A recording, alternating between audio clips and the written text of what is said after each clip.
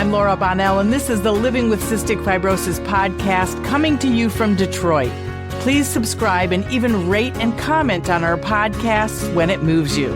I learn something new with every podcast, and I'm always inspired by the people that are showcased here. We don't give medical advice. You need to connect with your doctor for that. I hope that this Living with Cystic Fibrosis podcast educates you and sparks some volunteering or advocacy. The CF community needs people like you. Thanks to our sponsor, Venditti, for their support. The Live Fearlessly Foundation was started by Jacob Venditti, who has cystic fibrosis, and Jacob says he focuses on improving quality of life, expanding access to resources, and ensuring that financial barriers don't prevent people with cystic fibrosis from receiving the care and opportunities that they deserve. Staying involved in the CF community, Jacob is on the Rare Disease Legislative Advocates Advisory Committee, and he also sits on the Rehabilitation Council in the state of North Carolina as well. He is currently doing some legislative work, which we will talk about.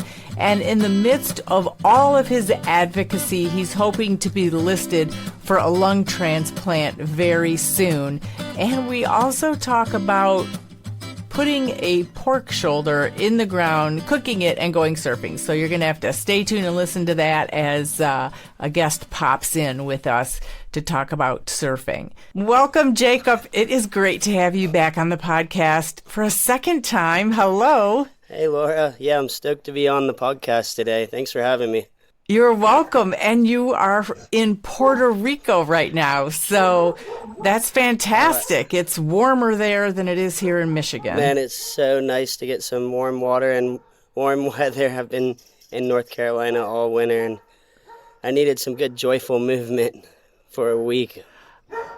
Well, I'm glad you have it, and we cannot be silent because this is a podcast, but when you were signing in, I could hear all the animals and the birds chirping, and I love those sounds. So yeah, I'm staying on a 45-acre farm right now, and it's right down the street from some great waves, and I'm doing some long-distance paddling too, training for the Crossing for a Cure this summer, and it all really exciting stuff. It is exciting, and we're going to get to that crossing later on in the podcast, but I'm glad you're in such a warm environment right now. We recently saw each other in D.C., which was great because that is the first time we've ever met in person. I know, right? It's been a long time coming, and that was so cool. I mean, holy smokes, like, we're in the Reagan Center on the pavilion stairs with 1,000 other rare disease patients and caregivers and standing together, and we all shouted, "We're stronger together." And the next day charged it into the Capitol to advocate on behalf of so many incredible bills that can really make a huge difference in our community. You're so right. And it was so wonderful to be amongst so many people where we all had the same goal. And this was the Every Life Foundation. This was their, organization for advocating on the Hill. And we were all glad to be part of that. I would say that, it obviously was the first time that we met, and it was fantastic. But we also talked about your health. And I wonder if you can update everyone with how you're doing and what your hope is for your health. Yeah, most definitely. I'm 31 years old with cystic fibrosis, as you know, and, through years of having bacterial lung infections before genetic modulators came out, I built up a ton of scar tissue in my lungs, and no matter how well I take care of myself, I'm not able to heal that scar tissue. And so last May, my doc at UNC said that I need to start getting lung transplant consultation appointments, and I went and got checked out at UNC, and then like a couple months later, I went and got checked out at Duke, and I felt, more confident in the conversations I had with the docs at Duke, and so I decided that I was going to make them transplant care team, but I was still staying at UNC for my, you know, clinical appointments and stuff. Um, and that was a lot, and it was overwhelming at first, and it took a second to really, you know, just feel like this is gonna happen, this is real, and I got through that, and now I'm just so stoked to have the opportunity to do it. And You know, if people are watching this video and maybe even when they're listening to the podcast, they can hear the deep breaths that you're taking. But as a CF mom of two girls, I notice that it's harder for you to breathe. Can you explain a little bit more for maybe people who aren't as familiar with kind of what you are going through physically, how, yeah, it's progressed and taken its toll? yeah, for sure.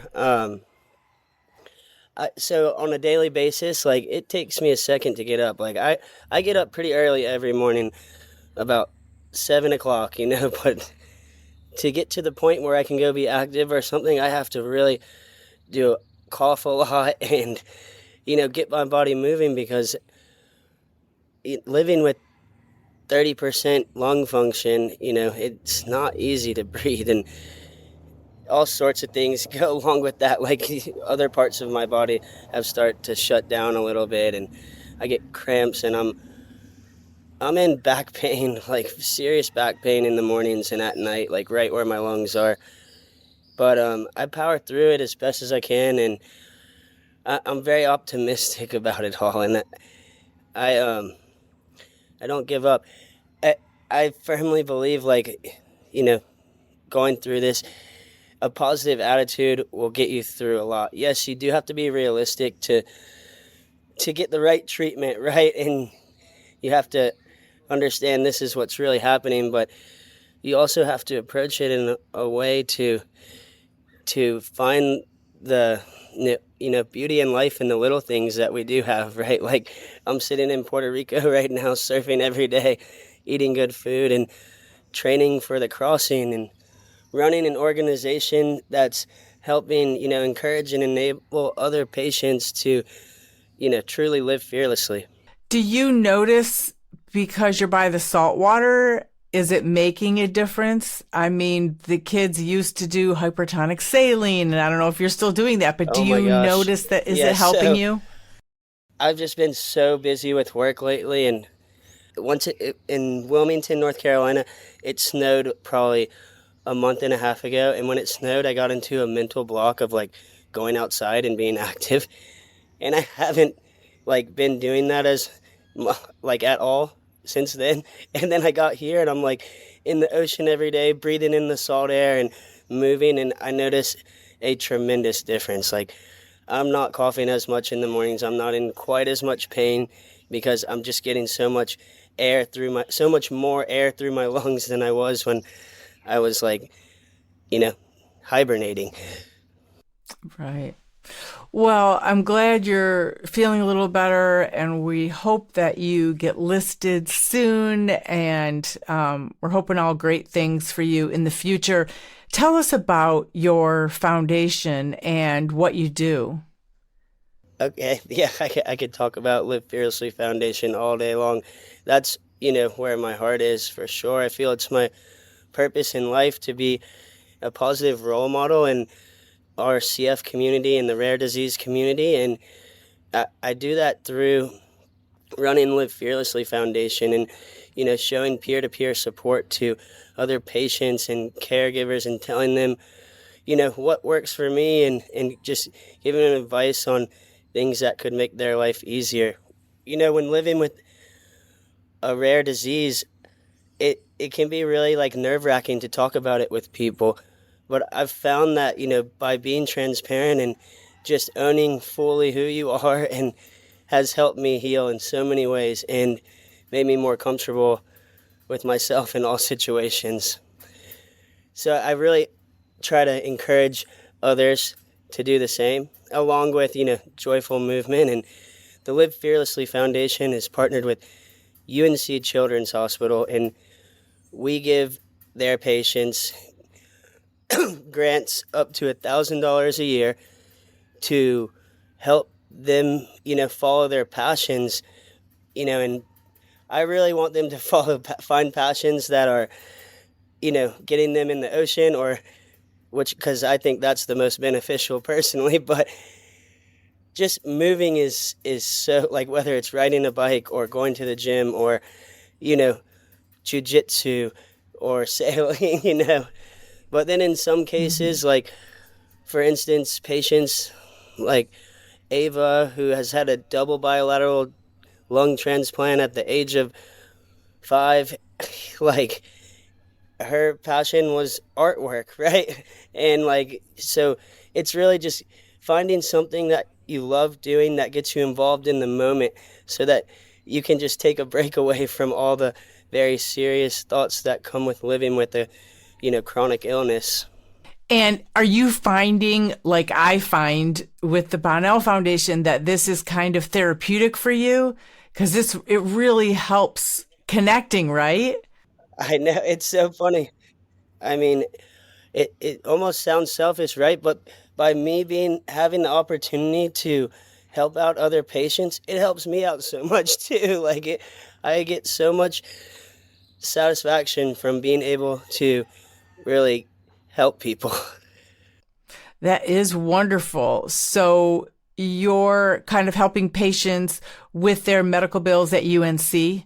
Is that correct? So I make it real easy, just because of past experiences growing up with CF and working with organizations where you had to fill out 5-paper essays and all this stuff that makes it so difficult to receive the grant, that all I do is I talk to them, I ask them what they're passionate about, and they tell me, and I ask them to send me a photo of them doing it, and then I just directly send the grant to them through Zelle, PayPal, Venmo. I'll mail them a check. You said these are people that are specifically in North Carolina, or So I've really never said no to anybody with CF that's reached out to me. I've helped out okay. patients with CF in, almost every state in the U.S. now. But where my events that I run to fundraise to be able to do this are all in southeastern North Carolina. And so that's where my donor retention mainly lies. And so because of that, I partnered with UNC, and we give the most grants to patients at UNC. And we're partnered with the social worker, Amy. She's a legend, and she's always sending us recommendations. And it's really a great match. Yeah, the social workers are the heart and soul. Everyone is important, absolutely, in the CF clinics, but the social workers know everything that's going on in every direction. So Yeah, but coming soon, Da Vinci, you just met in Washington as well. She's wonderful. Yeah. She's great. She's was diagnosed with CF at 19, and she's from India, and she lives in San Diego and goes to UCSD. And she was a part of our meeting this past week with the social workers at UNC, and so she's going to take the way that we work with them and take it to her social worker at UCSD, and we're going to start giving grants there as well. That's fantastic. One thing that I wanted you to talk about was the rare disease income threshold amendment that you're working on, that you were telling me about when we were in DC. So what is that all about? Yeah, that's something I'm also very passionate about, the rare disease income threshold amendment that we've put together. I put it together with Mark Tremblay and a health care provider that I'm good friends with, Dwayne Allman, and a couple other people that helped out grammatically. And it's about raising how much money a patient with monthly high medication cost can make without being stripped of their healthcare benefits. Like for me, for instance, I've been on disability since I was 20 years old, and if I make over $1,550, I lose my health care benefits, and I can't, I can't, for me to transition, say I made $1,560, and now I've got to pay for my own private health insurance, which has to be premium insurance because I'm a CF patient and I need way more meds than the normal person. I've got to pay for my rent, my gas, everything else now. And it's not, it hasn't, that threshold has not changed for so long. And I understand why it can't be for everybody on SSI, but for people that were born with diseases that didn't have oncoming issues or just no choice but to be on it, right? I feel like they should have more opportunity to, have more cushion. So like if you change the threshold, which we're asking for in this bill, to $3,700, then transitioning off of disability onto private health insurance would be much less burdensome. And you wouldn't have to go from working at a gas station to all of a sudden having to find like some really good job that provides health insurance or something. Like, it can let you have a lot of work experience in the meantime and work jobs that are, you're getting paid more and more little by little, and to the point where you're self-sufficient and you're stable and you're not going to be losing your trikafta and no money to afford to live and wind up in the hospital for a month, etc. And you're saying this because you want to work, because Yeah. it keeps you mentally healthy and happy and engaged in the community, right? It gives you a sense of purpose, and we all need that. Absolutely. And like for a CF patient, we do have exacerbations, right, where we have a flare up in our lungs and we have to get IV antibiotics for, weeks at a time. But like now with Trikafta, for most patients, that's happening once a year or once every couple years. And yet if they still have to be on disability and they can't make over $1,500, what are they going to do with the rest of their year? Like, they're going to be feeling good most of the year where they could work full time, but they're being stopped too because they can't afford their medication any other way. It's something I think is like a no-brainer.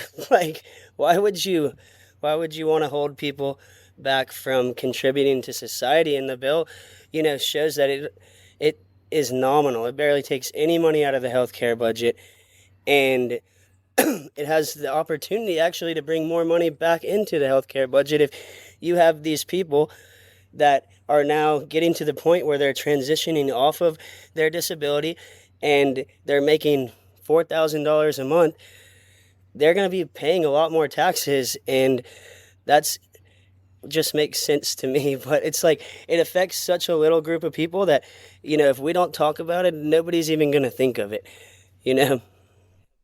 What's the feeling of lawmakers? What are you feeling that hopeful that this will pass, or kind of what's feedback are you getting so far? So like when we were in DC, we met with Senator Tillis's office and Senator Budd's office in the Capitol, and they both said that they want to support the bill. So the next step right now with the Ardita bill is we're going to create a way so that we can get it signed by people like yourself, foundation owners, patients, people really involved in the community that know about this issue. And then we're going to take it back to their office again and say, hey, look, we have all these people that are backing what we talked about in your office, and we want you to, sponsor this bill, create a bill number, and try to push it through Congress.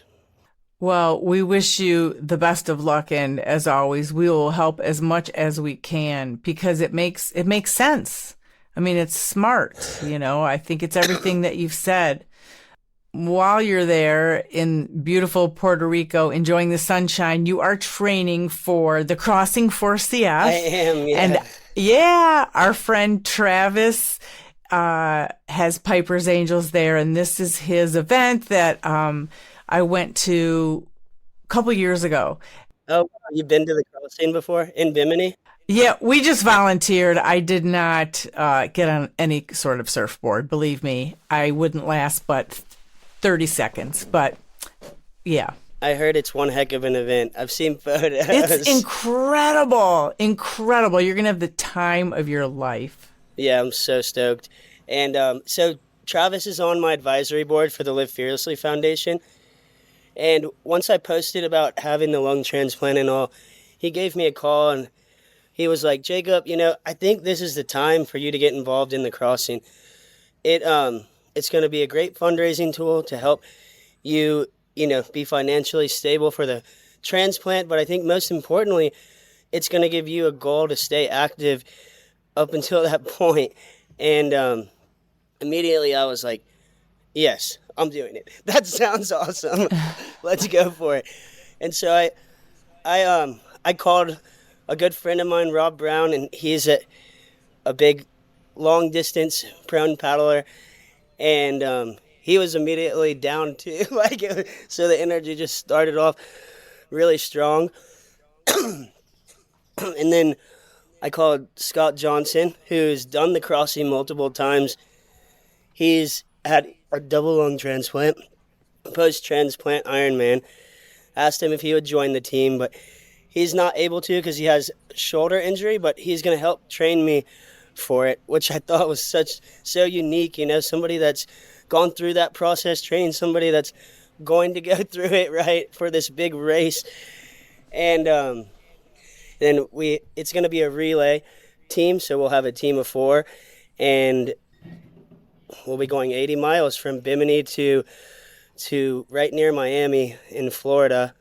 Just seeing all those people and all the different CF stories and people who are just participating to help support the CF community, and the amount of volunteers that his event takes, and the inspiration that we all felt when we were there. It's incredible. Hats off to you. I'm so glad you're doing it. And who's the person that's coming to meet you soon?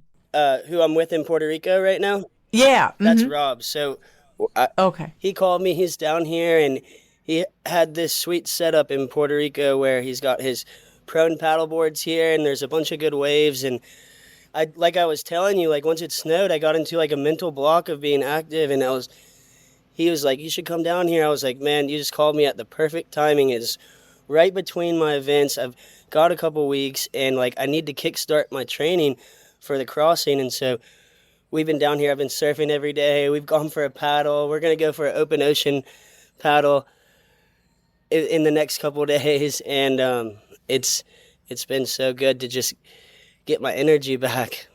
We are bringing in Rob Brown, Jacob's friend and fellow surfer.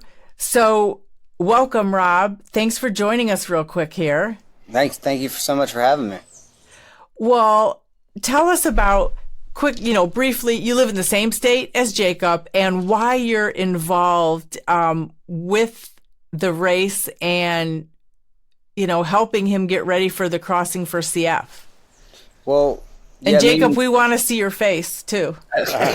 Yeah, so me and Jacob are from the same hometown. I'm older than Jacob, so I've kind of watched him come up as a younger kid and a younger surfer, and I've really watched him, push his limits over the years to the point where it almost made me uncomfortable at times, but he's really just headstrong, and it's been awesome. And so we surfed together forever, and then he called me about doing this paddle from Bimini, Bahamas to near Miami. Near Miami, and I wish I could remember the name of it because I was there. I wasn't on the Bimini side. I was on the other side, and I can't remember. But yeah, so he reached out to me because over the years I've become really passionate about open ocean paddling.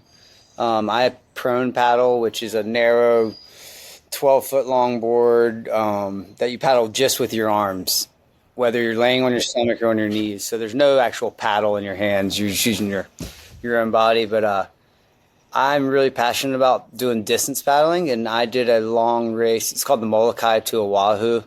It's a 32-mile race between Molokai Island and Oahu Island in Hawaii, and it's an open ocean race. So I just did that last year, and I really just enjoy it, pushing myself. Really it's a demanding, endurance sport. And when he called me up to see if I wanted to do this, it was a no-brainer because, I love it. And I'm doing that race again in July. And so will be a great leading up race. It's a little longer, though. This is 80 miles. Yeah, 80 mile. miles. But yes. So when he reached out to me, it was a no-brainer because I love paddling long distances in the ocean. So he's going to be the strong point of our team for sure. I'm so impressed. This is something I just could not do. I'm just saying I can do things. This is not one of them. I'm so impressed. What is this, your first introduction to cystic fibrosis, or Rob, how is it impacting you, everything that Jacob's doing and the CF community? No, it's not my first interaction with it. I guess Malleola Foundation back in the day did a lot of work with cystic fibrosis. Yes, they did. They were incredible. I've spent a lot of time in Hawaii surfing, so I knew a lot of the surfers that worked with that foundation, and I kind of tag teamed on a couple events. We worked on the one in Hawaii with the Turtle Bay event. Yeah, that was an incredible event, seriously. And between the Malleola and then just the years of seeing Jacob surf, so I'm very familiar with cystic fibrosis from that. So how do you feel about the CF community? What inspires you about it? Well, obviously the ocean, because the whole thing with the salt air and everything helping with the lungs and everything. I'm so passionate about the ocean, and to see that they're using the ocean as one of their outlets it just connects with me, because not only is the ocean good for your lungs and everything, but it's really good for your mind. It's my therapy for sure. And I'm stressed out, going to the ocean every time helps me out. So I think seeing the cystic fibrosis community using it, not only just for the betterment of your health physically, but mentally as well, it's awesome. So I really love that. Well, it is fantastic. And thanks for jumping in and joining us, because I really respect your surfing community. Until I saw Travis's crossing for CF 2 years ago, I didn't know anything about what I saw, except for what I had, seen over the years on television, and just an incredible, athletic, amazing surfing community. So thanks for all you're doing to raise awareness about CF as well. Of course. Thank you. Yeah, we're stoked. This is going to be a fun time hitting this 80-mile paddle. We got one more guy on our team named Jack Bart, too. That's awesome. We're pretty sure he's going to be on it. But probably the fastest person in history on the board. So. Yeah, we're going to get the win this year. We're going to try to win this. Well, we're going to watch it. So, rah, go you. Go Team Jacob. Yay. As we wrap up the podcast, what kind of lessons have you learned, and what do you share with other people that you meet with cystic fibrosis? I share, the power of positivity, to stay active and find a passion that helps you stay active as much as you can. And I know it gets tough sometimes living with a rare disease, but you just have to never give up and keep going, one foot in front of the other. And thirdly, I think it's so important to just be vulnerable and transparent about where you're at with your condition, with your peers, and with the community, because I really do just firmly believe that we're stronger together. And you have been vulnerable. And I guess, so this leads me to this question. A lung transplant does bring so much hope, but is there fear also, or how are you feeling about this pending lung transplant? Well, that's a good question. When I wasn't being active all the time, I was randomly having nights where it was just tough thinking about how this process is going to go down, but the more active I am, the less I have those thoughts. So just like proof that I really need to do this paddle this year, stay busy. Yeah, you're on a great path. I mean, working out, definitely. I love it as well. And it does keep you on a routine and keeps you going and healthier in every way. Most definitely. And just having goals, right? And that helps a lot. Too much time doing nothing can be dangerous, right? Right. I agree 1,000,000%. So what message would you like to leave people with today? I'd like to leave people with the message to say, keep on living fearlessly. Thank you, Jacob. It's great to talk with you. You're inspiring and we're rooting for you. So I know you're going to do great in the Crossing for CF. Can't wait to see you and everyone doing that event. Yeah, I'm so stoked. It's going to be an incredible moment for sure.